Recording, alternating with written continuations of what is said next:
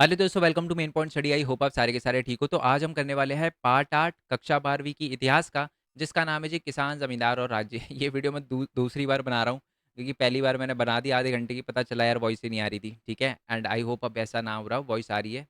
Check कर लेते हैं फिर भी एक बार। चलो जी, वॉइस एकदम ओपी है। चलो, मैं बता दूं कि ये वाला चैप्टर मैं पीडीएफ के साथ अपलोड कर रहा हूँ। ये वाली जो बुक की पीडीएफ है, बिल्कुल आप देख सकते हो, अंडरलाइन वगैरह कर रखा है। ये पीडीएफ जो है मैं हमारे टेलीग्राम चैनल पर डाल दूंगा। मेन पॉइंट स्टडी लिखोगे तो टेलीग्राम चैनल पे आपको ये पीडीएफ वगैरह मिल जाएगी, अंडरलाइन कर भी।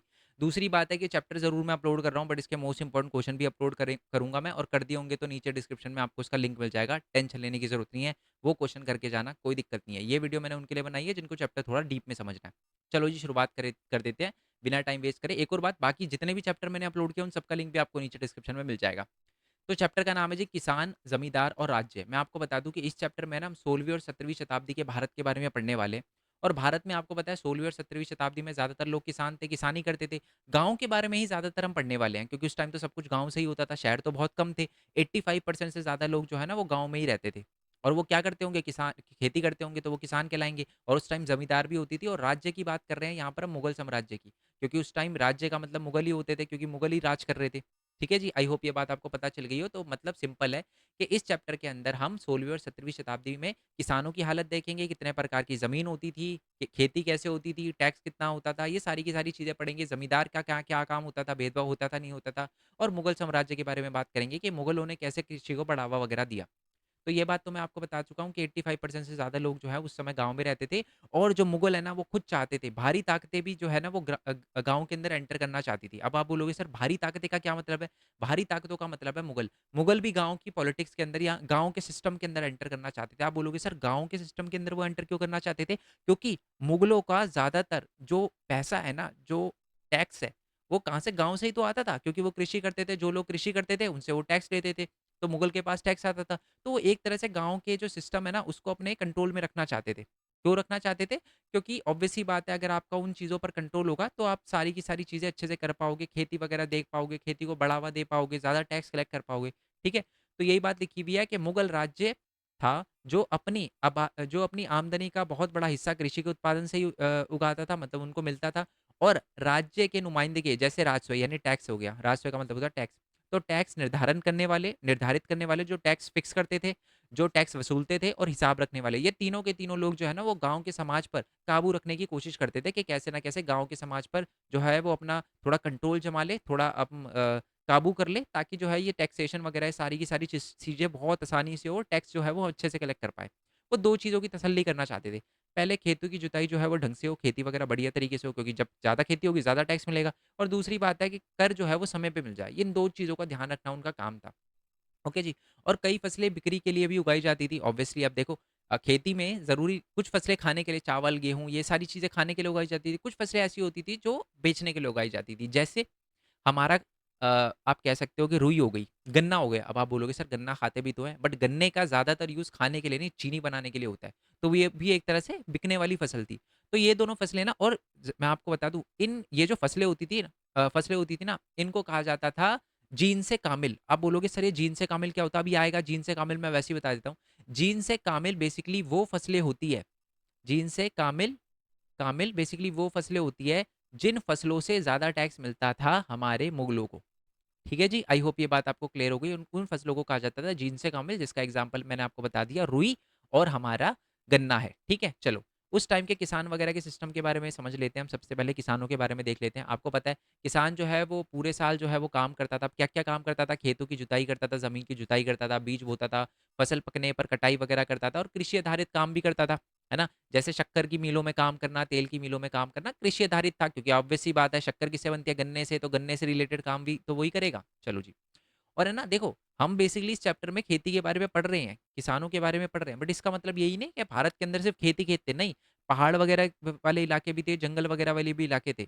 बहुत बड़ा जो भाग था वो जंगलों का था। तो इस वाले चैप्टर में हम है ना जंगलों के बारे में भी थोड़ा बहुत देखेंगे, है ना।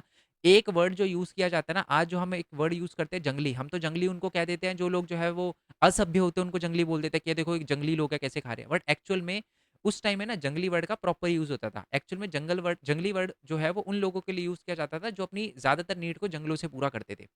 ठीक है जी, तो उसके बारे में भी हम आगे देखेंगे, बट चीजें साथ साथ क्लियर करवाता जा रहा हूँ। ओके। चलो, आगे क्या लिखा है, कृषि समाज की बात करते हैं, हमें ये भी ध्यान रखना चाहिए कि भारत में बहुत ही विविधता वगैरह थी। ठीक है? मतलब जंगल भी थे, नदियाँ भी थी, सारी की सारी चीज़ें थी। अब आ जाते हैं थोड़ा-सा आगे, स्रोतों की तलाश। इस चैप्टर में हम किस टाइम पीरियड के बारे में पढ़ने वाले हैं?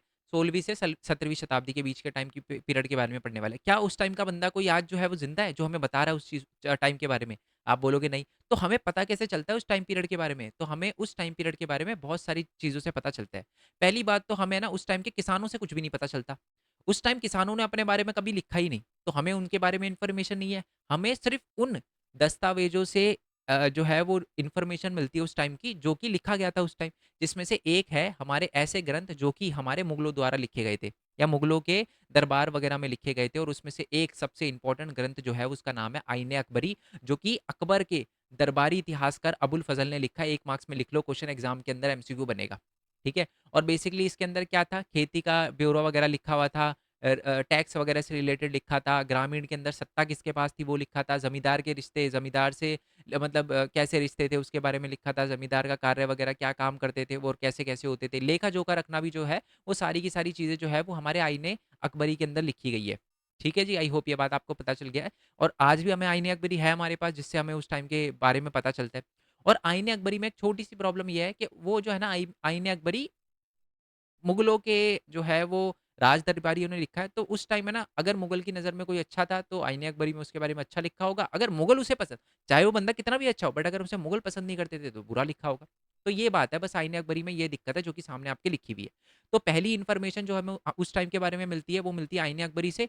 दूसरी इन्फॉर्मेशन जो मिलती है हमें ईस्ट इंडिया कंपनी, क्योंकि उस टाइम तो ईस्ट इंडिया कंपनी आ चुकी थी, तो ईस्ट इंडिया कंपनी के भी बहुत सारे दस्तावेज वगैरह मिलते हैं जो कृषि से रिलेटेड है। तो उस टाइम पीरियड के बारे में हम ईस्ट इंडिया कंपनी के उस दस्तावेजों से भी पता चलता है। ओके जी, सरकारी दस्तावेज से भी पता चलता है। ठीक है, चलो जी, ये बात अपने को क्लियर हो गई। अब आ जाते हैं थोड़ा-सा आगे, किसान और उनकी ज़मीनें।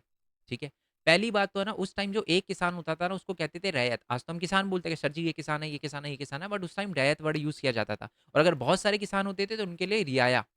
जैसे 4-5 किसान आ गए तो आप बोलोगे रियाया कहाँ जा रहे हो?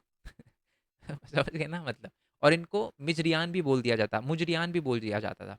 ठीक है, उर्दू वर्ड है या फ़ारसी वर्ड है, मैं थोड़ा प्रोनाउंस गलत कर सकता हूँ, तो वैसे मुजरियान ही लिखा हुआ है, तो मुजरियान ही कहा जाता था। ओके जी, आई होप ये बात अपने को क्लियर हो गई हो। अब है ना, किसान भी 2 प्रकार के होते थे। कितने प्रकार के होते थे? एग्ज़ाम में क्वेश्चन आ सकता है 3 मार्क्स के अंदर। किसान है ना, उस टाइम 2 प्रकार के होते थे हमारे 16वीं और 17वीं यानी मुगल साम्राज्य के अंदर। एक तो होते थे खुद काश्त।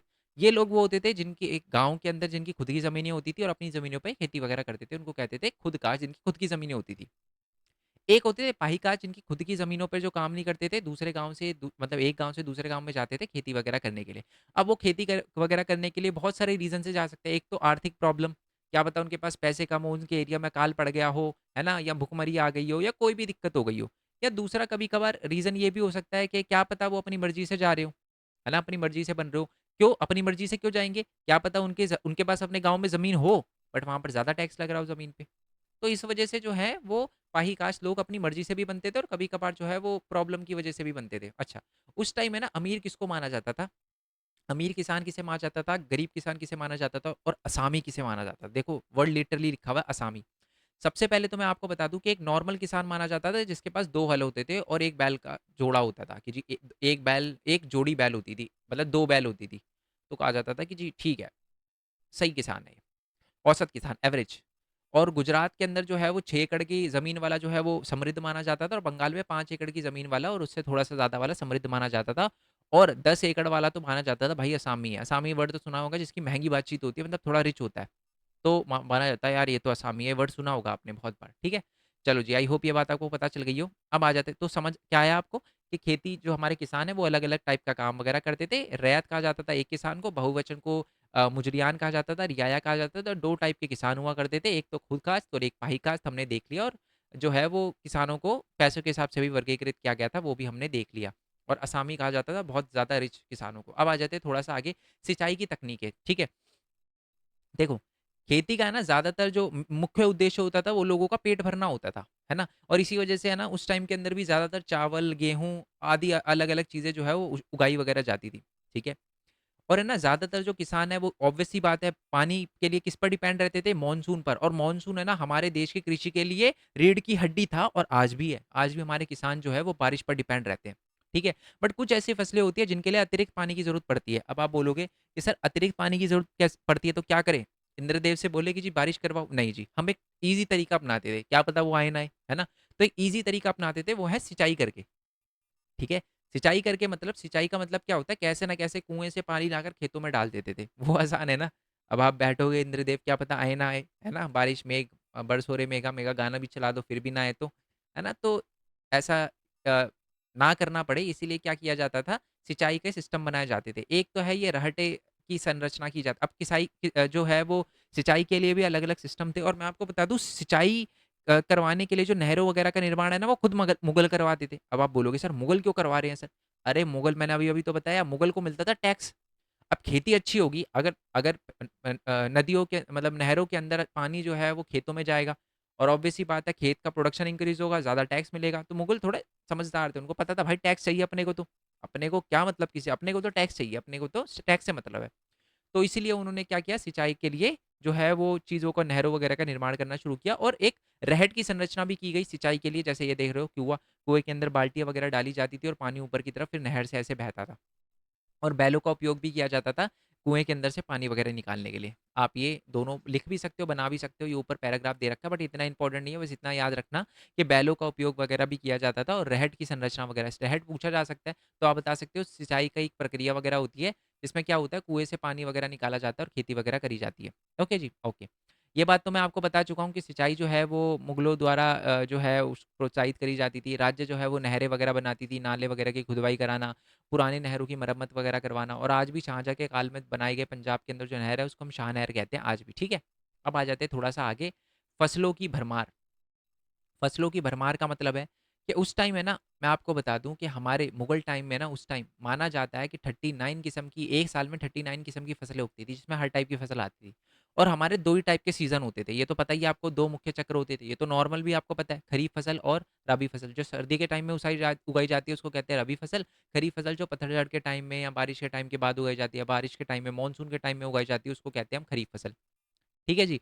और कुछ फसलें ऐसी होती थी जिनको बहुत ज़्यादा पानी चाहिए था, कुछ ऐसी फसलें होती थी जिनको कम पानी चाहिए होता था, ठीक है? और जहाँ पर ऑब्वियस सी बात है जहाँ पर ज़्यादा बारिश होती थी, ज़्यादा सिंचाई के साधन वगैरह थे, वहाँ पर 1 साल में ज़्यादा खेती करी जाती थी क्योंकि पानी से ही तो मेन चीज़ तो पानी है, वहीं से खेती वगैरह होती है, ठीक है? चलो जी, आई होप ये बात आपको क्लियर हो गई हो।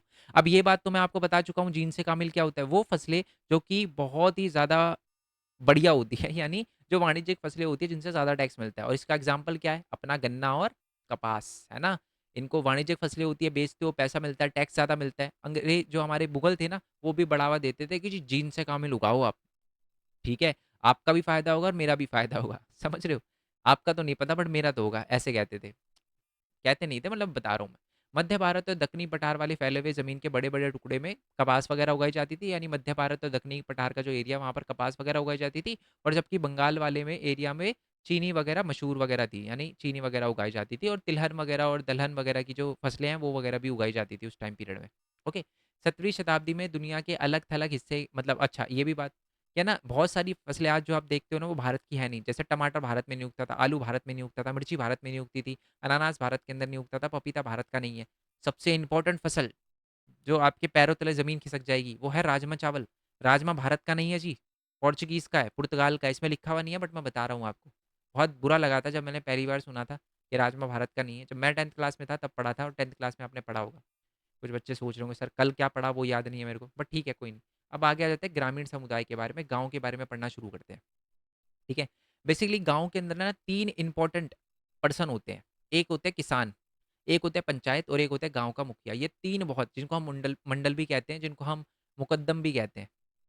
ठीक है? ओके जी। अभी मुकद्दम, मंडल ये और पंचायत और किसान। सबसे पहले तो मैं आपको बता दूँ कि ना उस समय भी जाति का बहुत बोलबाला था। जाति के हिसाब से जो है वो खेतीहर किसान जो है बँटे हुए थे अलग-अलग जाति में। और बेसिकली खेतों की जुताई करने वाले की एक बड़ी तादाद ऐसे लोगों की थी जिनको नीच समझा जाता था, ठीक है? और यहाँ खेतों पे मज़दूरी वगैरह करते थे। मतलब उस टाइम भी जो था ये जाति वाला सिस्टम जो था वो बहुत ही प्रखर था, ठीक है? और भेदभाव उनसे उन अच्छा ये क्या लिखा हुआ है कि कुछ जाति के लोग को सिर्फ़ नीच समझे जाने वाले काम ही दिए जाते थे और इसी वजह से वो गरीब रह जाते थे या मज़दूर रहते थे, ठीक है? मतलब मान लो लेट्स अस्यूम ठीक है? मैं पर्टिकुलर उस जाति से आता हूँ जिसको लोग सो कॉल्ड नीच कहते हैं। तो मैं सिर्फ़ यही काम कर जैसे कि मान लो मैं किसानी का काम कर रहा हूँ। मैं बहुत बढ़िया किसानी करता हूँ, खेती पे। बट मेरे को ये बोल दिया जाता है कि भाई आप तो नीचे जात के हो, आप तो सिर्फ़ यही काम करोगे, तो ये वाला सिस्टम चलता था उस समय। यस और नो? चलो जी, अपने को पता चल गया। गाँव की आबादी का बहुत बड़ा हिस्सा ऐसे समूह का था, मतलब ज़्यादातर लोग जो थे जिनको नीच समझा सो कॉल्ड नीच समझा जाता था, ठीक है? वो लोगों का ही हिस्सा था, ज़्यादातर लोग जो है वो मतलब गरीब ही थे, और वो गरीब इसलिए थे क्योंकि जाति व्यवस्था ज़्यादा कठोर थी, और इसलिए उनके पास जो है वो कम संसाधन थे, और जाति व्यवस्था की पाबंदियों से बंधे हुए लोग थे वो, है ना? आगे, जैसे आज आधुनिक भारत में दलितों की हालत है ना, वैसे उसी टाइम में हमारे जो सो कॉल्ड नीच समझे जाने वाली जाति के लोग थे ना, उनकी थी। अब मैं ये नहीं बोल रहा कि आज भी भारत के साथ दलितों के साथ भारत के अंदर भेदभाव होता है। मैं ये भी नहीं बोल रहा कि नहीं होता। बट क्या उस टाइम जो होता था ना, आज से बहुत अच्छी हालत है। मैं आपको बता रहा हूँ, आप सोच नहीं सकते कि जब आप अगर पढ़ना शुरू करोगे, ठीक है? 12th के बाद अगर पोल साइंस और हिस्ट्री पढ़ोगे, आप सोच नहीं सकते कितनी बुरी तरीके से डिस्क्रिमिनेशन होता था। आज तो बहुत अच्छी हालत है, ठीक है? और मेरे को पूरा भरोसा है कि आगे चलकर भी ये चीज़ें हैं वो और ज़्यादा सुधरेगी। आज भी कहीं इक्का-दुक्का केस होते हैं, तो वो भी नहीं होंगे। क्योंकि मेरे को पूरा विश्वास है अपने भारत पे, और आप मेरे पे विश्वास रखो अपने भारत पे, ठीक है? चलो, आगे आ जाते हैं। अब अच्छा, मुस्लिम समुदाय के अंदर भी जो था ये जो चीज़ें थी वो होती थी, भेदभाव वगैरह जाति से रिलेटेड। जैसे हलाल खुरान कहा जाता था नीच लोगों को, जो नीच समझा जाता था कुछ लोगों को, जिनको बोला जाता था गाँव की हदों में रहना है, गाँव के बॉर्डर पे रहना है, गाँव के अंदर नहीं आना, ठीक है? जैसे वो हमने चांडाल वाला देखा था ना, चांडाल वाला सिस्टम वही था ये, हलाल खुरान। दूसरा था मल्लाजादा। मल्लाजादा का मतलब होता है नाविक के पुत्र, जो नाव वगैरह चलाते थे उनके पुत्र, और उनकी तुलना जो है वो दासों से करी गई थी, और इनके साथ भी भेदभाव वगैरह होता था। तो इससे अपने को क्या पता चला कि समाज के निचले तबकों में जाति, गरीबी और सामाजिक हैसियत से सीधा रिश्ता था। मतलब अगर किसी की जाति को सो कॉल्ड नीचा समझा जाता है, तो उसके साथ भेदभाव होना निश्चित है, उसको वो गरीब ही रहेगा। ठीक है? तो ये क्वेश्चन भी बन ये सीधी लाइन जो है ना, ये एज़ अ क्वेश्चन के फॉर्म में पूछ ली जाती है, बट डोंट वरी, जैसे मैंने बोला क्वेश्चन की अलग से पीडीएफ मैं दे दूँगा, बट याद रखना इंपॉर्टेंट है। ठीक है जी, आगे आ जाते हैं। ठीक है? बट ऐसा इसका मतलब ये नहीं है कि जी बाकी जो जिनको उच्च जाति का समझा जाता था वो खेती नहीं करते थे, ऐसा नहीं है। कुछ हमें मारवाड़ में लिखी हुई कुछ किताबों के अंदर हमें राजपूत भी मिलते हैं जो कि खेती वगैरह करते थे, जाट भी थे जो खेती वगैरह करते थे। जो हमें वृंदावन के अंदर जो उत्तर प्रदेश के जो इलाके हैं, वहाँ पर भी जो राजपूत समुदाय थे वो भी खेती वगैरह करते थे, गौरव समुदाय के लोग। और साथ में अहीर वगैरह, गूजर वगैरह, अच्छा गुज्जर होता है वो बताना मेरे को, माली वगैरह, ये लोग भी जो है वो खेती वगैरह करते थे। ठीक है जी? चलो। तो मतलब जाति ऐसा नहीं है कि मतलब नीची जाति वाले जिनको समझा जाता था उनसे तो सिर्फ पर्टिकुलर काम करवाए जाते थे, बट बाकी लोग भी जिनको ऊंची जात का समझा जाता था वो भी किसानी वगैरह करते थे, जैसे राजपूत। ठीक है? चलो, और हमारे जाट हो गए, हमारे कहाँ गए, गौरव समुदाय के लोग हो गए, अहिर हो गए, गुजर हो गए, और माली हो गए। अब आ जाती जी पंचायत के बारे में। अभी अभी हमने देखा था ना, हमने किसानों के बारे में देख लिया, जमींदार के बारे में बाद में देखेंगे, और तीसरा पर्सन कौन था, पंचायत। या मैं कहूँ क्या, सॉरी 3 थे ना, पहले तो था हमारे किसान, दूसरा था हमारे किसान हो गए, दूसरा हमारी पंचायत हो गई, तीसरा हमारे मुखिया हो गए। तो पंचायत के बारे में देख लेते हैं, फिर मुखिया के बारे में। पहले तो पंचायत की बात करते हैं। पंचायत में बेसिकली वो लोग होते थे जो गाँव के बूढ़े लोग होते हैं ना, बुजुर्ग, बुजुर्ग लोग होते थे। वो जो होते थे वो पंचायत का हिस्सा होते थे। इनकी पुश्तैनी अधिकार होते थे इनकी ज़मीनों पे, मतलब इनका ऑब्वियस सी बात है इनकी पुश्तैनी ज़मीन हुआ करती थी। ठीक है? और अगर कोई गाँव ऐसा है जिसमें अलग-अलग जाति के लोग रहते हैं, तो वहाँ पर आपको पंचायत में भी विविधता देखने के लिए मिलेगी। वहाँ पर अलग-अलग जाति के जो पंचायत होगी उसमें अलग-अलग जाति के लोग होंगे। परंतु फिर भी इसकी संभावना जो है वो बहुत ही कम थी, बहुत ही ज़्यादा कम थी कि जिनको नीच समझा जाता था ना, सो कॉल्ड नीच समझा जाता था, उनका पार्टिसिपेशन जो था वो तब भी नहीं हुआ करता था पंचायतों के अंदर। ठीक है? तब भी उनका नहीं कम हुआ करता था। अब आ जाते हैं जी अपने सरपंच पे, जिनको मुखिया कहा जाता था, या जिनको मुकद्दम या हमारा मंडल कहा जाता था। ये लोग चुने कैसे जाते थे? ये बुजुर्ग लोग द्वारा ही चुने जाते थे, और जब तक इनका बुजुर्गों का विश्वास उस बंदे पे रहता था ना, वो रहता था पंच, या मैं कहूँ मुखिया। पंच तो नहीं बोलना चाहिए, वो रहेगा मुखिया, जिसको हम मुकद्दम भी बोलते हैं या मंडल भी बोलते हैं। ठीक है? और है ना, एक बार चुनने के बाद है ना, एक बार इसको मंजूरी लेनी पड़ती थी जमींदार से। अब बोलोगे सर जमींदार? क्या मतलब? मतलब ऐसा है, बुजुर्ग लोग उसे चुन लेते थे। उसके बाद है ना, जो बहुत ज़्यादा बड़ा ज़मींदार जिसके पास बहुत ज़्यादा ज़मीन होती थी, उसे परमिशन लेनी पड़ती थी कि मैं मुखिया बन रहा हूँ, बन जाऊँ? तो वो कहता हाँ जी, बन जाओ। तो ऐसा वाला। ओके। और अच्छा, ये जो हमारे मंडल है, या मैं कहूँ जो हमारा मुखिया है, या मैं कहूँ हमारे मुकद्दम है, ये थोड़ा भाई, ये थोड़ा सही बंदे भी नहीं हुआ करते, ये भी गलत काम करते थे। जैसे ये क्या करते थे, भ्रष्ट होते थे। भ्रष्ट का मतलब करप्शन। देखो उस टाइम में भी करप्शन होता था। कैसे? ये है ना गाँव के, मैं आपको बता दूँ, आमदनी और खर्चे की हिसाब-किताब रखने का इनका मेन काम हुआ करता था। देखो लिखा भी है, गाँव का हिसाब-किताब रखना जो है मुखिया का काम होता था। और ये पंच का जो पटवारी होता था ना, उससे ये काम वगैरह करवाते थे। और कभी-कभार ये है पटवारी से बातचीत करके अपने ज़मीन का टैक्स कम करवा लेते थे, कर कम करवा लेते, और वो टैक्स जो है वो किसानों पे थोप देते थे, गरीब किसानों पे, कि जी आपको देना है टैक्स, ये मेरा नहीं है तो आपका टैक्स है ये वाला। ठीक है? और गाँव के अंदर है ना एक कोष भी बनाया जाता था, खजाना बनाया जाता था, जहाँ पर लोग सब योगदान देते थे, पैसे वगैरह जो है वो देते थे। ओके? वो गरीब लोग भी देते थे। ठीक है? जिनको सो कॉल्ड नीच जात का समझा जाता था ना, उनसे भी पैसे लेते थे, बट उनके लिए काम नहीं करते थे ये वाली। देखो पैसे उनके ले लेंगे, बट काम उनको सो कॉल्ड नीच वाले ही देंगे फिर वो। चलो, अ, भेदभाव ऑन दी टॉप। चलो आगे आ जाते हैं, कोई दिक्कत नहीं। दिक्कत तो है, बट अब क्या ही कर सकते हैं। चलो आगे आते हैं। यार ये मैंने देखा है कुछ ज़्यादा ही चलो-चलो कर रहा हूँ मैं, कम करना पड़ेगा ये। आगे बढ़ते हैं। तो पंचायत जो है उसके लिए खर्चे वगैरह उठाने के लिए आपको बता ही दिया, आम खजाने बनाए जाते थे और हर आदमी जो है वो योगदान वगैरह करता था। इस खजाने के अंदर अब क्या-क्या काम होते थे इससे? पहली बात तो अगर कभी कोई कर अधिकारी आ जाता था ना, उसकी खातिरदारी भी इसी पैसे से होती थी। जो गाँव का दौरा करने आ जाता था, या कभी-कभार मान लो आपदा आ गई, बाढ़ आ गई, आपदा वगैरह आ गई, उस समय भी इससे पैसे निकाल के जो है वो सामुदायिक कार्य वगैरह किए जाते थे। और ऐसे काम भी करे जाते थे जैसे कि बाँध वगैरह बनाना, छोटी-मोटी नहर वगैरह खोदना, ये काम भी उस पैसों से ही हुआ करता था। और पंचायत का सबसे मेन पता है काम क्या होता था? पंचायत का एक बड़ा काम यह तसल्ली करना था कि गाँव में रहने वाले लोग जो है और समुदाय जो है, वो अपनी जाति की हदों के अंदर रहे। सिंपल लाइन है, समझ गए होगे कि अपनी जाति से बाहर निकल के काम ना करे। जिनको सो कॉल्ड नीच समझा जाता था, वो उच्च जाति का कोई काम ना कर ले। उच्च जाति का लड़का जो है वो नीची जात की लड़की से शादी ना कर ले। नीची जात का लड़का जो है वो उच्च जात की लड़की के साथ शादी ना कर ले। ये वाला सिस्टम हुआ करता था। इस पे ध्यान रखते थे, और अगर कोई ऐसा करता था तो जी बहिष्कार। बहिष्कार होता था, दंडित कर देते थे और बोल देते गाँव से चले जाओ। ठीक है? इससे 2 नुकसान होते थे। एक तो उसको क्या कहते हैं, और ऐसा क्यों करा जाता था? बेसिकली ये बोलने के लिए कि ज जातिगत रिवाज जो है ना, उसकी अवहेलना से रोका जाए और ये जातिगत विवाद वगैरह ना हो। ठीक है? समाज में यह पंचायत काफ़ी ताकतवर होती थी। राजस्थान में जाति पंचायतें अलग-अलग जाति के लोगों के बीच मतलब दीवानी झगड़ों का निपटारा वगैरह करती थी। मतलब ज़मीन से रिलेटेड वगैरह। बट जो फ़ौजदारी होते थे ना, जो खून-खराबे से रिलेटेड होते हैं, उनके मामले में कुछ नहीं बोलती थी पंचायत वगैरह। है ना? कि यही देखती थी कि शादी जो है वो ढंग से रीति-रिवाज के मुताबिक हो रही नहीं है, और ये जाति प्रथा के मुताबिक हो रही नहीं हो रही, ये सारी की सारी चीज़ें। बट इसका मतलब ये नहीं है कि जो गरीब लोग हैं, जो जिनको नीच समझा जाता था, सो कॉल्ड नीच समझा जाता था, वो कभी जो है वो अर्ज़ियाँ नहीं डाल सकते। वो भी अर्ज़ियाँ डा वो पता है क्या?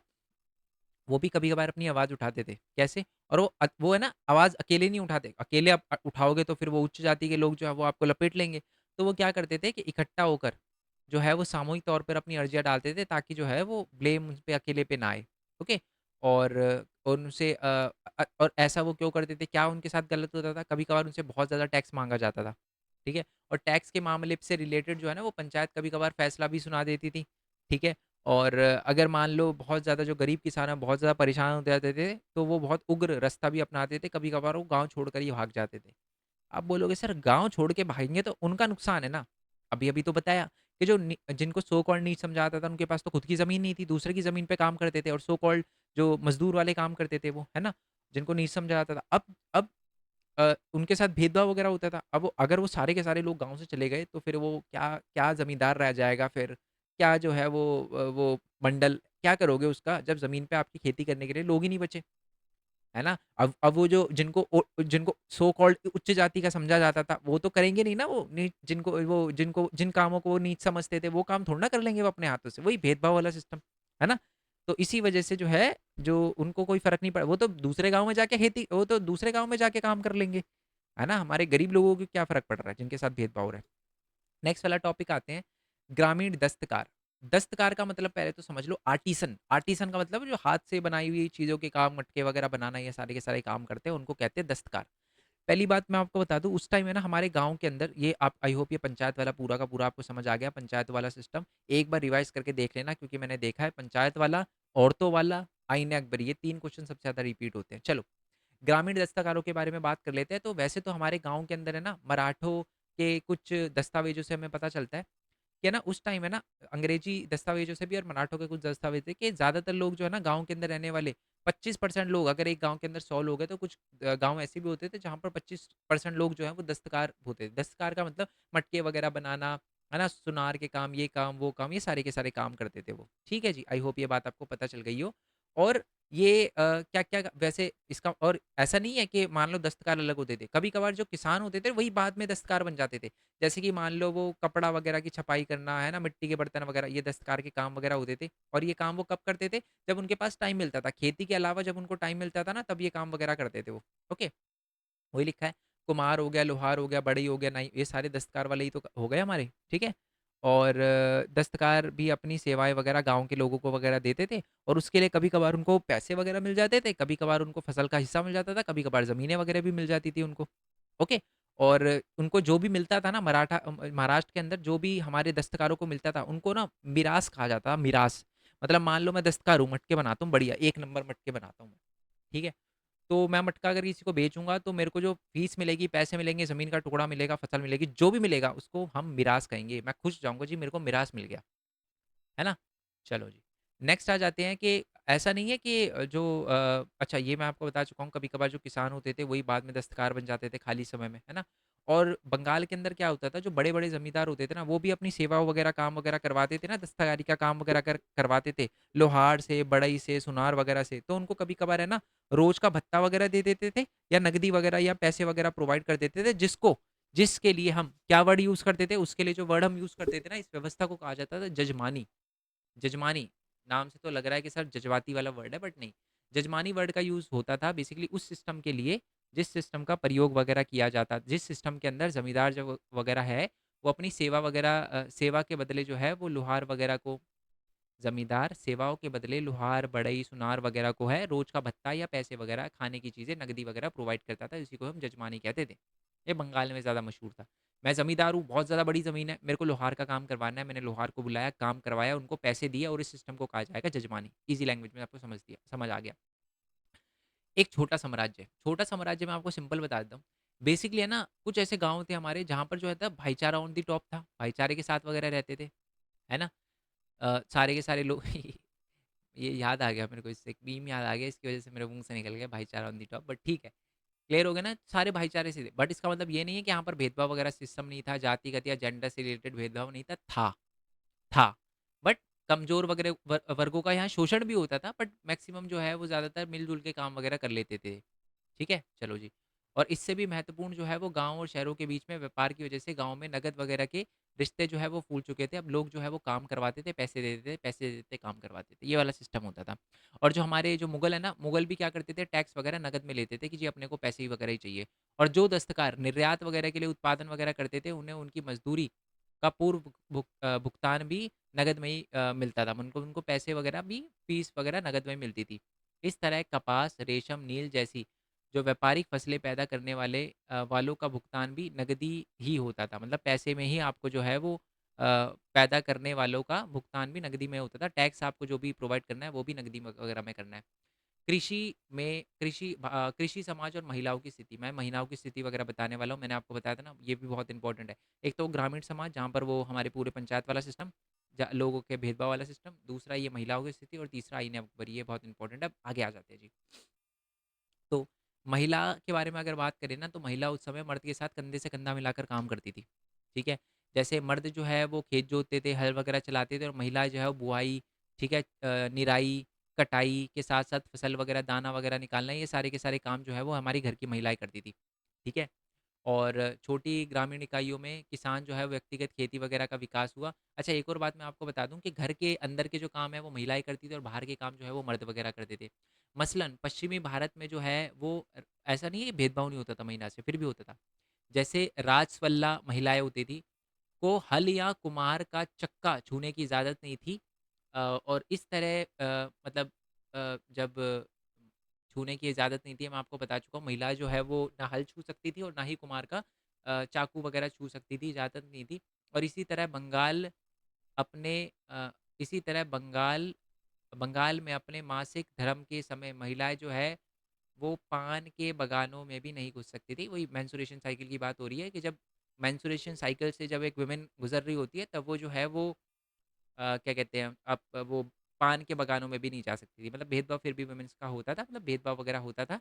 काम वगैरह करवाया जाता था वुमेन से, बट भेदभाव वगैरह भी हमें देखने को मिलता है। क्या-क्या काम होते थे वुमेन के? सूत काटना, बर्तन वगैरह बनाने की, मिट्टी वगैरह को साफ वगैरह करना, गूँथना वगैरह, है ना? कपड़ों पर कढ़ाई वगैरह करना, दस्तकारी वगैरह का काम करना, ये सारे के सारे काम जो है वो महिला करती थी और महिला के श्रम पे डिपेंड रहना पड़ता था। और किसी वस्तु का जितना वाणिज्यीकरण होता था, उसका उत्पादन के लिए महिला का श्रम उतनी ही माँग, मतलब जितना आपको जितना वो चीज़ बिकने के लिए जाती है ना, उतनी ही उस चीज़ के अंदर महिलाओं की इम्पोर्टेंस बढ़ जाती है, क्योंकि महिला ही वो काम वगैरह करती थी। चलो, दरअसल किसान और दस्तकार महिला की ज़रूरत पड़ने पर ना सिर्फ खेतों में काम करती थी, बल्कि नियोक्ताओं के घरों में भी जाती थी और बाज़ारों में, मतलब महिलाओं की इम्पोर्टेंस वगैरह उस टाइम थी अच्छी खासी। भेदभाव वगैरह होता था, बट इम्पोर्टेंस वगैरह भी थी। जो किसान की महिला होती थी, दस्तकारी, वो गाँव के मतलब बाज़ारों में भी काम, मतलब अपनी चीज़ों को बेचने वगैरह के लिए, खेती वगैरह का प्रोडक्शन या अपना जो चीज़ें उन्होंने बनाई है, उनको बेचने के लिए भी जाती थी हमारी महिलाएँ। आगे आ जाते हैं। क्योंकि श्रम जो है, जो समाज है वो श्रम पर निर्भर था, इसलिए जो विमेन्स होती थी, उनको एक तरह से बच्चा पैदा करने की अपनी काबिलियत की वजह से भी महिलाओं को महत्वपूर्ण संसाधन के रूप में देखा जाता था। बड़ी खराब लाइन लिखी हुई है ये, ठीक है? मतलब समझ रहे हो ना? बट जो लिखा हुआ है वही बताएँगे अपन। इसमें ये लिखा हुआ है कि विमेन्स जो है, उनको एक तरह से एज़ अ संसाधन के रूप में भी देखा जाता था कि ज़्यादा से ज़्यादा बच्चा पैदा करती हैं, तो ज़्यादा बच्चे होंगे तो ज़्यादा सेवा वगैरह मिलेगी, है ना? ज़्यादा श्रम वो आगे चल के वो मेहनत मज़दूरी का काम करेंगे, ज़्यादा पैसे आएँगे घर में, ये वाला सिस्टम। ठीक है, आगे बढ़ते हैं। फिर भी शादीशुदा महिला की कमी थी, क्योंकि जो है वो अच्छा, अब फिर भी शादीशुदा महिलाओं की कमी थी, पता है क्यों? क्योंकि बार-बार जो है वो उनको माँ बनाना और ये सारी की सारी चीज़ों की वजह से बहुत सारी महिलाओं की मृत्यु वगैरह भी हो जाती थी। अब मैं इतनी बार पहले ही 1 घंटे की वीडियो बना चुका था, अब दोबारा वीडियो खराब हो गई तो दोबारा बना रहा हूँ, तो मेरा गला वगैरह भी दर्द करने लग गया। बड़ा ही होप मेरी आवाज़ जो है वो आपको सही से आ रही हो। ग्रामीण संप्रदायों में शादी के लिए दुल्हन की कीमत वगैरह भी अच्छा उल्टा दहेज चलता था, समझ रहे हो? और इसी वजह से जब शादी होती थी ना, तो लड़के को दहेज देना पड़ता था। और तलाकशुदा की जो, अगर कोई लेडी तलाकशुदा होती थी या विधवा वगैरह होती थी, तो कानूनन उनको शादी करने का अधिकार था, ठीक है? और अगर किसी कोई लेडी बेवफ़ाई वगैरह करती थी, मतलब एक्स्ट्रा मैरिटल अफ़ेयर होता था, उनको भयानक दंड दंड दिया जाता था, ठीक है जी? और पत्नियाँ अपने पति के, अगर अगर मेल ऐसा करता था, तो मेल को इतना कुछ वो नहीं देखा जाता था कि जी ये तो मर्द है, ऐसा वाला सिस्टम होता था, ठीक है? मतलब वो आरोप वगैरह लगाती, और अगर मेल ऐसा करता था कि जी मतलब अगर मेल बेवफ़ाई वगैरह के काम वगैरह ये सारी की सारी चीज़ें करता था, तो उस समय जो है वो मर्द ये बोलता था कि ये तो गृहस्थी वगैरह नहीं देख रही, ये तो आरोप लगा देता था बच्चे, तो इसी वजह से सख्त कार्रवाई जो होती थी वो मर्दों के साथ नहीं होती थी, महिलाओं के साथ ही होती थी। हिंदू और मुसलमान महिलाओं को ज़िम्मेदारी अ, उत्तराधिकारी में मिलती थी, मतलब उनको संपत्ति का अधिकार होता था, ये बहुत अच्छी बात है। मतलब उनके पास, मतलब जैसे कि मान लो कोई लेडी है, उनके जो पिता है, उनको उनके पिता के पास कोई ज़मीन है, तो वो उनको मिल जाती थी और वो उस ज़मीन को बेच सकती थी, गिरवी रख सकती थी, उस ज़मीन का कुछ भी कर सकती थी। और बहुत बारी हमें भारत के अंदर बहुत सारी ऐसी महिला भी देखने को मिली है, जो कि महिला ज़मींदार थी। ठीक है? चलो जी, आगे आ जाते हैं थोड़ा-सा। अब बात करने वाले हैं हम जंगल के बारे में। ये तो मैं आपको बता चुका हूँ। भारत में कहा जाता है कि 40% से ज़्यादा जो हिस्सा था ना उस समय भारत का, वो जो था वो जंगल का था। और आज तो हम जंगली बोल देते हैं उन लोगों को जो जो सभ्य नहीं होते, बट एक्चुअल में जंगल जो है, उन लोगों को कहा जाता है जो अपने ज़्यादातर उत्पाद की चीज़ें, शिकार वगैरह, स्थानांतरित खेती वगैरह, एक जगह से दूसरी जगह जाके खेती वगैरह करते हैं, उनके मुताबिक उस टाइम जो है इनको जंगली कहा जाता था। मतलब अगर कोई बंदा जंगल से चीज़ें वगैरह ले रहा है, शिकार वगैरह कर रहा है और एक जगह से दूसरी जगह जंगलों में भटक-भटक के खेती कर रहा है, तो उसको जो है वो जंगली कहा जाता था। आज तो बहुत गलत डेरोगेटरी टर्म में यूज़ किया जाता है जंगली वर्ड का। जैसे कि एक एग्ज़ाम्पल दे रखा है भीली के अंदर जो है बसंत के मौसम में जंगल से उत्पाद इकट्ठा किए जाते थे। गर्मियों में मछली पकड़ने का काम होता था और मानसून में जो है वो खेती वगैरह की काम वगैरह होते थे और शिकार वगैरह भी होता था और शहद वगैरह के काम वगैरह भी होते थे। सारे जंगल से रिलेटेड काम है ना? तो इनको जंगली वगैरह कहा जाता था। एक जगह से दूसरी जगह की जो खेती करते थे उनको भी जंगली वगैरह कहा जाता था। ये मैं अब आपको बता चुका हूँ और कुछ उनकी तो जैसे एक वर्ड है बंजारा। जब मैं बंजारा वर्ड बोलता हूँ ना आपके दिमाग में बिल्कुल सीधा सटीक सा आएगा कि सर ये तो वो लोग होते हैं जो एक गांव से दूसरे गांव घूमते हैं, है ना? तो यही बात लिखा है, कुछ कबीले की तो खासियत ही होती थी एक जगह से दूसरी जगह जाकर खेती करना। अब तो बहुत ही सिस्टम बंद हो गया है और कोविड की वजह से तो ख़त्म ही हो गया है। पहले बहुत सारे हमारे बंजारे वगैरह होते थे। मैंने अपनी लाइफ के अंदर रोड पे भालू भी देखा है। रोड पे लोगों को ऊँट ले जाते हुए भी देखा है। हाथी ले जाते हुए देखा है। आज आप नहीं देख पाओगे और ये मैंने दिल्ली में देखा है। दिल्ली के अंदर जब मैं छोटा था मैंने भालू भी देखे हैं। बट आज तो बंद ही हो गया क्योंकि अब ये जो ट्राइब है उनके मूवमेंट पे बहुत बैन लग गया है, ठीक है? और अब तो उनको ये काम अपना छोड़ के अलग-अलग काम वगैरह करना पड़ता है। चलो, आगे आते हैं। जहाँ तक राज्य का सवाल है, उनके लिए जंगल जो है वो उलट-फेर वाला इलाका था, जहाँ पर बदमाश वगैरह शरण वगैरह लेते थे। मतलब मुगल जो है वो गलत मानते थे ऐसे इलाकों को, जंगलों वाले इलाकों को, ठीक है? चलो। अच्छा, जो राज्य है उनको फ़ायदा भी होता था, ऐसी बात नहीं है, जंगल से फ़ायदा भी होता था क्योंकि वो हाथी वगैरह मिलते थे उनको जंगलों से, है ना? और साथ में दरबारी इतिहासकार ये भी बोलते हैं कि जो बादशाह वगैरह होता था ना, वो क्योंकि वो अपने एरिया शिकार के लिए अपने एरिया का ब्यौरा वगैरह करता था, तो जंगल वगैरह जाता था, तो वो जंगल की परेशानियों और समस्याओं को अच्छी तरीके से समझता था। ठीक है जी? चलो जी, आई होप ये बात आपको पता हो गई हो। आगे आते हैं थोड़ा-सा आगे, ये कबीलों वगैरह के बारे में बता रखा है, ये इतना इम्पोर्टेंट नहीं है बट नीचे आ जाते हैं। अच्छा जी, जंगलों के लोगों पर क्या लिखा है मैंने? जंगल के लोगों पर असर, अच्छा, जंगलों के लोगों पर क्या असर पड़ा? वाणिज्यिक खेती का असर बाहरी कारकों के रूप में जंगलवासियों की ज़िंदगी पर भी पड़ा। मतलब जो वाणिज्यिक खेती हो रही थी, जो बेची आ रही थी चीज़ें जंगलों से ले के, है ना? और कृषि वगैरह हो रही थी, उसका असर जंगल के लोगों पे भी पड़ा। जैसे जंगलों में उत्पाद जैसे शहर वगैरह और मधुमोम हो गया, लाख लाख की चीज़ें वगैरह होती हो गई, ये जंगलों से ही मिलती थी। और लाख तो एक ऐसी चीज़ थी जिसको दूसरे देशों में भी निर्यात किया जाता था। तो कुछ कबीले जो है भारत और अफ़गानिस्तान के बीच में भी जो है वो ज़मीनी तौर पर व्यापार वगैरह करने लग गए थे। इसका एग्ज़ाम्पल है कि जैसे कि हमारे पंजाब के अंदर लोहानी कबीला, ठीक है? जो एक गाँव से दूसरे गाँव में जाकर जो है वो व्यापार वगैरह भी करते थे। मतलब दूसरे देश के अंदर भी निर्यात वगैरह करते थे, लाख की चीज़ें और ये सारी की सारी चीज़ें। ओके? तो पहले तो इस तरीके से हमारा जो गाँव है वो जो हमारे जंगली लोग हैं वो इस तरीके से प्रभावित, मैंने इसे जंगली तो पॉज़िटिव वे में लेना, नेगेटिव नहीं लेना। ठीक है? तो जो जंगल में रहने वाले लोग होते थे, वो इस तरीके से प्रभावित हुए क्योंकि जंगल की अब चीज़ें का बहुत बड़े लेवल पे उपयोग किया जाने लगा था बेचने के लिए। तो उनको थोड़ी दिक्कतें हो रही थी, हमारे जंगल में रहने वाले लोगों को। सामाजिक कारण भी थे क्योंकि जंगलवासी के जीवन में बहुत बड़े-बड़े बदलाव आ रहे थे। अब तो जो कुछ हमारे कबीले जो हमारे कबीले होते थे, जो जंगल में रहने वाले लोग होते थे, उनके जो कबीले होते थे, अब वो सरदार बन गए थे, कबीले के बहुत सारे लोग। राजा भी कह देते थे कभी-कभार, उनकी बड़ी-सी सेना, वो खुद की सेना रखते थे जिसमें वो अपने परिवार के सदस्य वगैरह रखते थे और कभी-कभार तो सेनाओं के अंदर 6000 घुड़सवार और 7000 सिपाही वगैरह होते थे। सिंध के इलाकों में कबीलाओं की सेना वगैरह बता रखी है। और असम के जो राजा हुआ करते थे ना उस टाइम, अपने पायक होते थे। उन राजाओं के अपने पायक होते थे, वह लोग जिन्हें ज़मीन के बदले जो है सैनिक सेवा देनी पड़ती थी। मतलब उनको जो राजा है, असम के राजा उस समय ज़मीन देते थे और उनकी जगह वो सैनिक सेवा वगैरह देते थे। और अहोम राजा जंगली हाथी को पकड़ने का भी एक अधिकार ऐलान कर दिया था कि जंगलों से सिर्फ़ हम ही जो है वो हाथी वगैरह लेंगे। तो इससे भी कहीं न मतलब जंगलों से सिर्फ़ हम ही हाथी पकड़ सकते हैं और इससे भी ऑब्वियस सी बात है हमारे जंगल के लोग जो है उनको दिक्कत आई। तो पहली दिक्कत जंगलों के लोगों को कब आई? जब जंगल से बहुत सारी चीज़ें जो है वो उसको लेकर व्यापार वगैरह किया जाने लगा। दूसरी प्रॉब्लम कब आई? जब बहुत सारे जंगल के लोग जो हैं, कबीले वगैरह हैं, अपना जो पेशा है वो छोड़कर जो है वो अलग-अलग मतलब अपना कबीला बनाना शुरू कर दिया और लड़ना वगैरह, सेना वगैरह खड़ी करना शुरू कर दिया। और साथ में उन्होंने अपना और सबसे बड़ी दिक्कत तब आई जब असम के जो राजा थे उन्होंने बोला कि अब जंगल से जो हाथी पकड़ने का अधिकार सिर्फ़ हमारा है। तो पहले हाथी का यूज़ भी कर लेते थे हमारे जो जंगली लोग थे, बट अब वो भी नहीं कर सकते थे, ना शिकार कर सकते थे उसका। आ जाते हैं थोड़ा-सा आगे। तो ये भी बता रखा है कि उत्तर-पूर्वी इलाके के अंदर भी जो कबीलाई लोग थे, उनके बारे में भी हमें आईन अकबरी के अंदर मिलता है, ठीक है? और ये भी बता रखा है कि जंगली इलाकों में नई-नई संस्कृति वगैरह भी फैली, उससे भी जंगली इलाके का जो सिस्टम है, वो चेंज हो गया, ठीक है?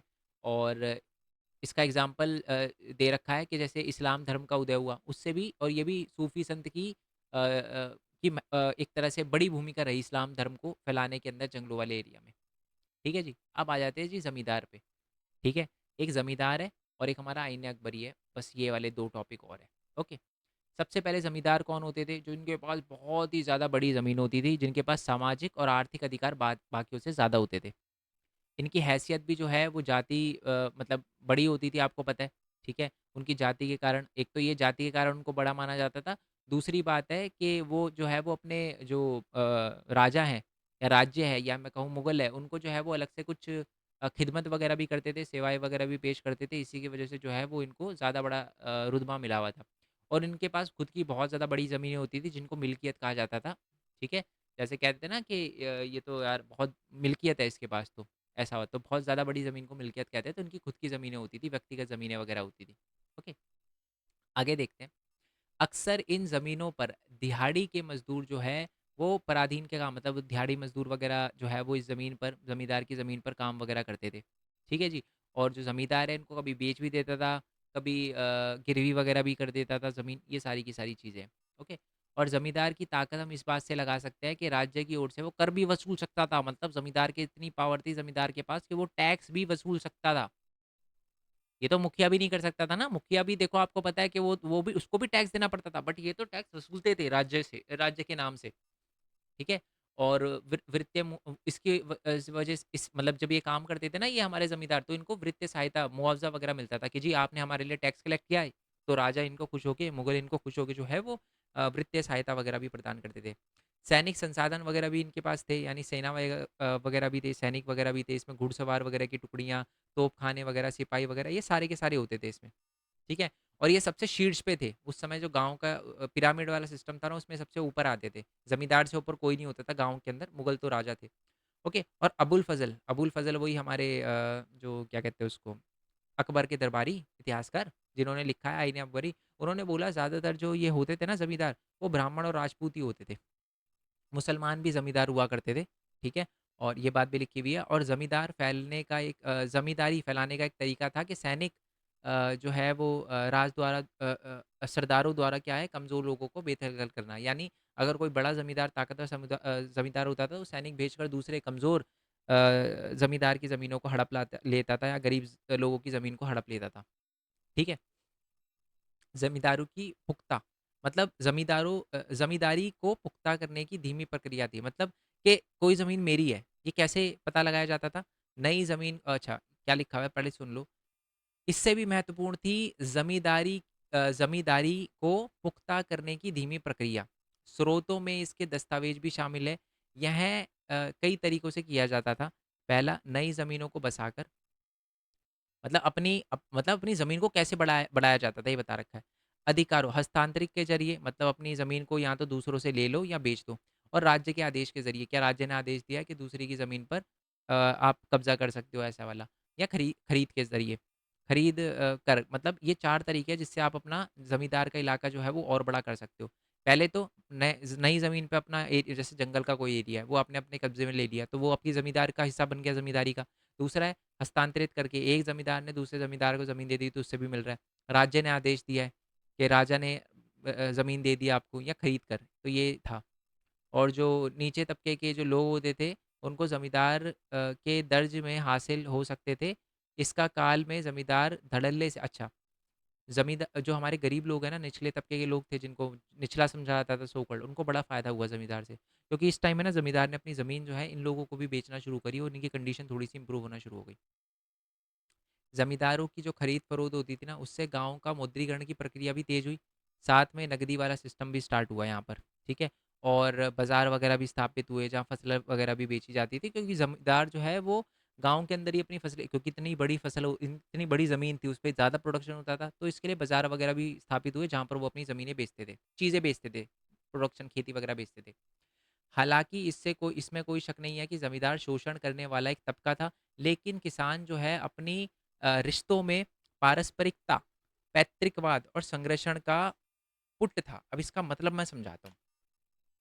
ये बात तो सही है कि ज़मींदार जो है वो गरीब लोगों का शोषण करते थे, बट एक्चुअल में ना जो हमारे ज़मींदार हैं, उनकी कन मतलब ज़मी लोग जो है वो जो नॉर्मल किसान है वो बहुत ही ज़्यादा जो है वो नफ़रत भी नहीं करते थे ज़मींदार से। क्यों? क्योंकि ज़मींदार उनकी आम आम टाइम पे हेल्प भी करता रहता था और है ना हमें आईने अकबरी में कहीं मिलता भी नहीं है कि हाँ, बहुत ज़्यादा बुरा करा हो।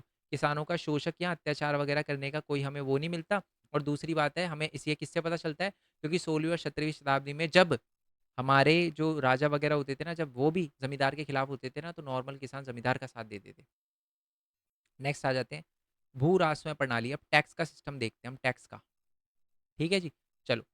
तो भू राजस्व मुगल प्रशासन की आर्थिक बुनियाद थी। टैक्स से ही सब कुछ चलता था। खेती से मिलता था टैक्स उनको, ये बात भी मैंने आपको बता दी। और दीवानी यानी वो दीवानी का मतलब दीवानी जिसके दफ्तर पर पूरे राज्य की वित्तीय व्यवस्था की देखरेख की अच्छा एक पर्सन होता था जिनका नाम होता था दीवान। प्रशासन का काम देखता था और इसका काम क्या होता था? हिसाब-किताब रखना, टैक्स वगैरह का हिसाब-किताब रखना, दाखिल करना, कृषि संबंध शुल्क देने का निर्णायक ताकत वगैरह के रूप में उभरे। यानी दीवान बेसिकली वो लोग होते थे जो ये पूरा एडमिनिस्ट्रेशन का सिस्टम वगैरह देखते थे, टैक्सेशन वगैरह देखते थे, टैक्स जो है वो ढंग से जो है वो लग रहा है नहीं लग रहा है, ये सारी की सारी चीज़ें जो है वो हमारे दीवान वगैरह देखते थे, यही बात लिखी हुई है। दीवान जिनके दफ्तर पर पूरे राज्य की वित्तीय व्यवस्था की देख-रेख की ज़िम्मेदारी थी। पूरे राज्य की जो वित्तीय व्यवस्था होती थी उसकी देख-रेख की ज़िम्मेदारी जो है वो हमारे दीवान की ही होती थी। ठीक है जी, क्लियर हो गया? चलो। और भू राजस्व का इंतज़ाम जो है वो 2 चरणों में करा जाता था। मेरी बात ध्यान से सुनना। एक होते थे आमील गुज़ार जिसको रा अच्छा ये आमील गुज़ार क्या होते थे? इनको कहा जाता है टैक्स कलेक्टर, टैक्स वसूलने वाले। आमील गुज़ार क्या होता था? टैक्स जो है कलेक्टर कहते थे आमिर गुज़ार को, जिनको हम राजस्व वसूलने करने वाले जो है वो सूची अकबर का या हुक्म अच्छा अकबर ने ही हुक्म दिया था कि जो है वो हमारे जो आमिर गुज़ार है ना, वो लोगों से टैक्स वग़ैरह वसूल सकते हैं और नकदी में टैक्स वसूलना है तो आप चाहो तो थोड़ा-सा ज़्यादा टैक्स भी वसूल सकते हो। ₹10 का टैक्स है आप 11 वसूल लो, 1 अपने पास रख लो। तो ये बात भी बोली थी। ये अकबर ने ही बोली थी अपने टाइम में, देखो क्या लिखा है। वसूली करने वालों के कामों की सूची वग़ैरह और मैं आपसे बेटर ये रहेगा कि आई होप आपने नोट्स बनाए हो। ठीक है, शॉर्ट नोट्स बनाए हो, नहीं बनाए तो बना नहीं ला, वो ज़्यादा बेटर रहता है। आगे देखो कि वसूली करने वालों के कामों की सूची वगैरह में अकबर ने यह हुक्म दिया कि जहां उसे आमिल गुजारी कोशिश करनी चाहिए और खेतीहर नगद भुगतान करे। आमिल को ये कोशिश करनी चाहिए कि खेतीहर जो है वो पैसे जो है वो नगद में दे और वो अपना खुस्सा भी खुद वगैरह रख सकते हैं। ठीक है। और जो अबुल फजल थे ना उन्होंने आईने अकबरी जैसी ज़मीन के सभी आंकड़े वगैरह भी संकलित किया। मतलब ये बता रखा है कि मैंने आपको पहले ही बताया, चैप्टर की स्टार्टिंग में देख लिया था कि अबू फसल की जो बुक थी ना आईन अकबरी, उसके अंदर भी जो है वो बहुत सारी चीज़ें वगैरह लिखी गई है ना, टैक्स वगैरह से रिलेटेड, ज़मीन के आंकड़े वगैरह, ये सारी की सारी चीज़ें। ओके। और ज़मीन कितनी है कितनी नहीं है इसका भी इंतजाम हुआ था। एक पर्सन थे जिनका नाम था औरंगजेब, राजा है आपको पता ही है, राजा थे औरंगजेब। उसने भी क्या किया था 1665 में जो है वो एक अपने कर्मचारियों को साफ बोल दिया था कि आपको हर साल जो है वो ज़मीन का डेटा रखना है। ऑल्दो पॉसिबल नहीं हो पाया, क्योंकि मैंने आपको बता ही दिया क्योंकि ज़्यादातर जो था वो 40% तो जंगलों का इलाका था। तो ढंग से जो है वो लैंड का जो है वो डेटा अच्छे से नहीं कलेक्ट किया जा पाता था उस समय। ओके, चलो जी अब आ जाते हैं थोड़ा-सा नीचे। ये बहुत इंपॉर्टेंट है। भूमि कितने प्रकार की होती थी? भूमि 4 प्रकार की होती थी। एक को कहा जाता था पलोज, क्या कहा जाता था? पलोज। दोबारा से बोल रहा हूँ पलोज। दूसरे होते थे हमारे परौती, तीसरे होते थे चचर ती और चौथा होता था बंजर। बंजर भूमि जिस पे बहुत ही टाइम बाद यानी 5 साल बाद तक भी खेती ना हुई हो। पलौज वो भूमि होती थी जो बहुत ही बढ़िया होती थी, जिस पे सालाना जो है 1 से ज़्यादा बार खेती करी जाती थी। इसको कभी खाली नहीं छोड़ा जाता था। ओके। कुछ ऐसी ज़मीन होती थी जिसको हम पड़ौती कहते थे, वो ज़मीन होती थी जिस पर क्या होता था, खेती तो होती थी, बट खेती होने के बाद उसे कुछ टाइम के लिए 3-4 महीनों के लिए खाली छोड़ दिया जाता था ताकि वो अपनी जो फर्टिलिटी है वो दोबारा से गेन कर सके। ओके। और पड़ौती के बाद जो एरिया होता था उसको कहा जाता था चचर। चचर वो एरिया होता था जिसको थोड़े ज़्यादा 3-4 साल के लिए खाली छोड़ा जाता था, और बंजर इलाके वो जिसपे खेती ही नहीं होती थी 4-5 साल से। ठीक है? आगे आ जाते हैं। अब आ जाओ जी चाँदी की बहार। ये मैं सिंपल बता देता हूँ आपको। बेसिकली है ना उस टाइम में हमारे 3 साम्राज्य 16वीं और 17वीं शताब्दी में 3 साम्राज्य बहुत ज़्यादा ताकतवर थे। एक मिंग जिसको जो चीन में था, सफ़ाविद जो हमारे ईरान में थे, और ऑटोमन जो हमारे टर्की में थे, और एक और था जो हमारा मुगल साम्राज्य भारत में था। है ना? और इनकी जो अब आपको पता है कि उस समय जो है वो कहीं न कहीं व्यापार वगैरह भी बढ़ रहा था, और व्यापार जो है वो यूरोप से ज़्यादा होता था। और यूरोप से व्यापार जो होता था वो भारत से होता था ज़्यादातर। भारत की चीज़ें दूसरे देशों में जाती थी, और भारत को पता है बदले में क्या मिलता था? वो मिलती थी उनको चाँदी। तो इसी वजह से भारत के अंदर चांदी की मात्रा बहुत ज़्यादा बढ़ गई। अब इससे फ़ायदा क्या है? पहली बात तो जो है चांदी एक प्राकृतिक संसाधन था, ये बहुत अच्छा फ़ायदा था, तो हमें वो मिल रहा था। दूसरी बात है कि भारत के अंदर भी जो है वो चांदी के जो रुपए होते थे ना, उसकी जो है वो स्थिरता बनी रहती थी। क्योंकि जो चांदी आती थी उसी से हम सिक्के वगैरह बनाते थे, तो उसकी भी स्थिरता वगैरह जो है वो अच्छे से बनी रहती थी। इसके अलावा जो है हमारी अर्थव्यवस्था भी जो है वो संचार प्रणाली भी जो है वो सिक्के की ढुलाई वगैरह का काम भी होता रहता था। इसका मतलब है कि देखो सिक्के चांदी आ रही है तो चांदी से रिलेटेड सिक्के वगैरह बनाने का सिस्टम भी तो जो था वो बन रहा हो रहा था, जिससे लोगों को भी कहीं ना कहीं जॉब वगैरह मिल रही थी, ये कह सकते हो आप। ओके। अब आ जाते हैं, एक पर्सन थे जिनका नाम था, जो इटली के थे, मुसाफिर थे, जिनका नाम था जॉमनी कारोरी। ये भी जो है भारत के अंदर आए थे। उन्होंने बोला कि यार दुनिया भर का जो चांदी है वो तो भारत के अंदर आ रहा है, ये बोला उन्होंने जब वो भारत के अंदर आए 1690 में। ओके। आगे आ जाते हैं। अब आ जाते हैं जी हमारे लास्ट टॉपिक पे। ये ऑलमोस्ट हमारा लास्ट टॉपिक है, आईने अकबरी, और सबसे बड़ा टॉपिक है ये। इसमें पूरा आईने अकबरी के बारे में लिखा हुआ है। ठीक है? तो आईन अकबरी के बारे में क्या-क्या लिखा हुआ है वो मैं बता देता हूँ। पहली बात तो मैं आपको ये बता चुका हूँ कि ये जो है वो मुगल टाइम में जो है वो अकबर के ऐतिहासिक जो हमारे इतिहासकार थे उन्होंने लिखी थी आईन अकबरी। अबुल फजल ने लिखी थी और इसमें 5 बार संशोधन हुए थे, 5 बार इसके अंदर चेंज हुए थे और ये देखो पॉइंट में मैंने यहाँ पर लिखे हुए हैं। ठीक है? तो आपको आसानी नहीं होगी और पक्का क्वेश्चन है आईन अकबरी से 8 नंबर का, चांसेस बहुत ज़्यादा है कि इससे पूछा जाए। आईने इतिहासकार लेखन में एक ऐसी विस्तृत परियोजना का हिस्सा थी जिसकी पहल जो है अकबर ने करी थी, मैं बता चुका हूँ। और इस परिणाम के तहत है ना जो है वो अकबरनामा 3 जिल्दों में रचा गया। ठीक है? इसी परिणाम के बाद जो है वो हमारा अकबरनामा हमारे सामने आया आईन अकबरी के अंदर। और आईन अकबरी जो था उसके अंदर हमें पता चल गया 3 जो है वो अलग-अलग वो आए। पहला सबसे पहले 2 जिल्द थे ना, है ना? उसमें जो है उसके बारे में हम उसमें लिखा हुआ है कि ऐतिहासिक दस्तान पेश की गई, ठीक है? मतलब उस टाइम की जो दास्तान वगैरह थी, स्टोरी वगैरह था वो बताई गई थी। और जो हमारा तीसरा था आईन अकबरी मतलब सुनो, बात सुनो समझा देता हूँ। अबुल फज़ल ने ना अकबरनामा लिखा था पूरा। उसके 3 जिल्द बनाए। पहला जिल्द और दूसरा जिल्द जो है वो ऐतिहासिक जो उस टाइम की जो स्टोरी वगैरह थी ना, ऐतिहासिक जो भी हमारा पहलू वगैरह था, ऐतिहासिक दास्तान वगैरह थी उसको पेश किया गया था। तीसरा जो था उसका नाम था आईन अकबरी और उसमें क्या है शाही नियम वगैरह, कानून वगैरह, राजतंत्र वगैरह, टैक्स वगैरह, है ना? और साथ में राजस्व का स्रोत वगैरह, अकबर के मतलब अकबर के टाइम के जो सामाजिक और भौगोलिक स्थिति थी वो, साहित्यक और ये सारी की सारी चीज़ें वगैरह लिखी हुई थी उस टाइम के हमारे आईन अकबरी के अंदर, ये तो मैं आपको बता चुका हूँ। अकबर की सरकारी तमाम विभागों के बारे में भी लिखा हुआ था, ओके? और सारी सिलसिलावार तरीके से सारी की सारी चीज़ें लिखी गई थी, ओके? आईन 5 भागों में बँटा हुआ है। अब है ना, ये जो हमारा आईन अकबरी है, तो अकबरनामा 3 में बँटा हुआ था, जिसमें से 2 जो थे वो ऐतिहासिक जो है वो हमारी जो दास्तान वगैरह पेश करते हैं और जो तीसरा वाला था ना आईन अकबरी वो 5 अलग-अलग भागों में बँटा हुआ है। पहला है हमारा मंजिल एक सेकंड मंजिल आबादी लिखा हुआ है। हाँ, मंजिल आबादी के अंदर क्या लिखा हुआ था बेसिकली पहली किताब थी जिसमें शाही घर के बारे में और उनके रख-रखाव और ताल्लुक के बारे में लिखा हुआ था। दूसरा था सिपह आबादी जो सैनिकों के बारे में बताता था हमें। तीसरा था मुल्क आबादी जो कि वित्तीय पहलू के बारे में बताता था, टैक्स कलेक्शन के बारे में बताता था, ये सारी की सारी चीज़ें बताता था, जिसमें सूबों के टैक्स वगैरह से रिलेटेड भौगोलिक स्थिति ये सारी की सारी चीज़ें लिखी गई थी, ठीक है? और बाकी जो 2 बची अ, तो ये 5 भागों में बटी हुई थी, ये हमें क्लियर हो गया, ये 3 हो गए। आगे क्या लिखा हुआ है? आगे भी यार तीसरी और चौथी भी दे रखी थी यहीं पर, जस्ट अ सेकंड, देता था और इस खंड की संख्या की सूचनाएँ वगैरह देता था, ये क्लियर हो गया। और इसी खंड से प्रांत वगैरह के रास्ते वगैरह ज़मीन ठीक है, ये तो मैं बता चुका हूँ।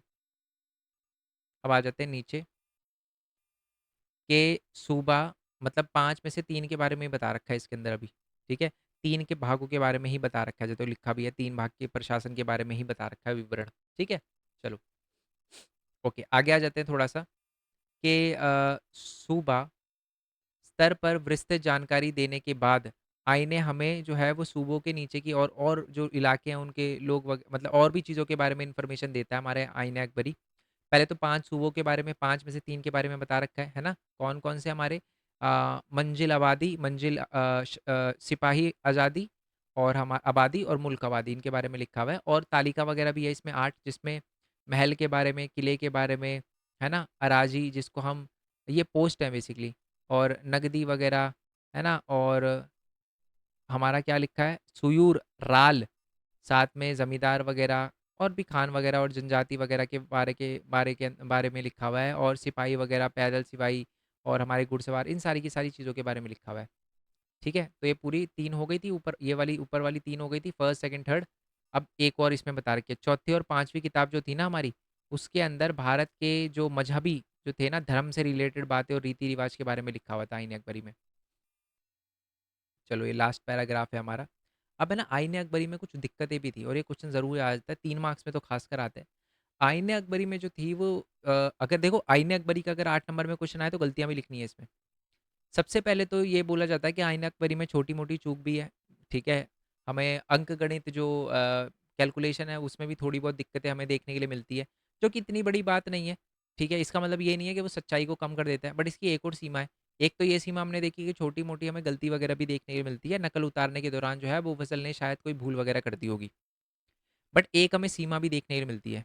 जो डेटा है ना, वो विषमता से भरा हुआ है। विषमता मतलब सेम सिस्टम नहीं है। जैसे एग्ज़ाम्पल दे रखा है हमें, जैसे जहाँ कई सूबों के में ज़मींदारों की जाति वगैरह के बारे में लिखा हुआ है, दूसरी तरफ उड़ीसा के अंदर ऐसी कोई सूचना नहीं है। है ना? कई इलाकों में जाति के ये जाति का ज़मींदार है, ये जाति का ज़मींदार है ये, पर ऐसा जो है वो बंगाल के साथ नहीं है। कई-कई सूबे हैं जहाँ पर राजकोषीय आंकड़े जो है वो तफ़सील से दिए गए हैं, बिल्कुल अच्छे से लिखा गया है कि टैक्स कहाँ से कितना-कितना आया, कहीं पर अच्छे से नहीं लिखा गया। और साथ ही में कई जगहों पर जो कीमतें वगैरह चीज़ों की लिखी गई है ना, वो आगरा आगरा की जो है वो चीज़ों के इर्द-गिर्द या मज़दूरों की जो कीमतें हैं चीज़ों की और मज़दूरी वगैरह है, वो बेसिकली आगरा के आस-पास के इलाकों से रिलेटेड ही दे रखी है, पूरे भारत के इलाके जो भी मुगल काल के मुगल के इलाके थे ना, उससे रिलेटेड नहीं दी गई। तो ये सीमा है हमारे आईन अकबरी की। आई होप ये बात आपको क्लियर हो गई हो।